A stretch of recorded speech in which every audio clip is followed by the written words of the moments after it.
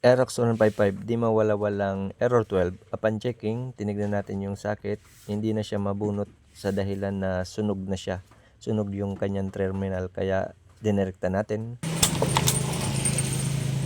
So ayun mga master, Aerox version 1, di mawala-walang error 12. Ngayon, nirekta na natin yung kanyang socket ng stator, pati rin yung CKP. Chinek na rin natin yung wirings papunta dito at bumili na rin yung customer kasi pinalitan niya ng bago. Ngayon hindi pa rin mawala-wala yung error 12. Lahat na nakita natin, yung magneto okay na, bagong linis na yan. At marami kasi ang sanhi kung bakit nagkakaroon ng error 12. Ngayon dito natin nahuli sa ignition coil.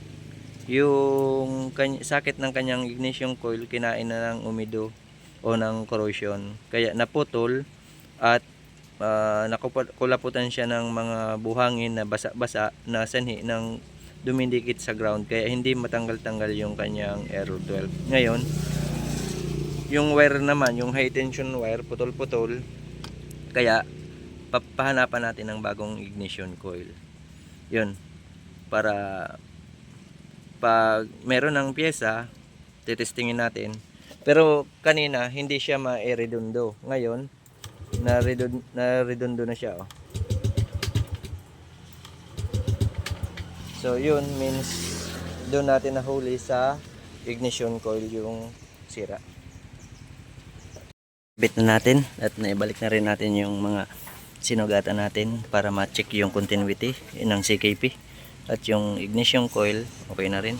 Moment of truth testing kung may error 12 pa. Yun, wala na siyang error 12 mga loads. Talaga ang problema yung ignition coil. Yan, right na. Maraming dahilan kung bakit nagkaka-error 12. Ngayon dito natin nahuli sa ignition coil. Ignition coil, stator, CKP, ang iba pulser kung halimbawa sa mga sniper. Ngayon yung may problema ay yung ignition coil dito sa Aerox. Yan, sa mga automatic. Alright, Aerox. Pero multiple ang damage nito. Nagpalit rin tayo ng fuel pump IC kasi may tama, fuel filter, at inayos na rin natin yung wirings. Right na siya. Nawala na rin yung error 12. Testing ulit. Yan.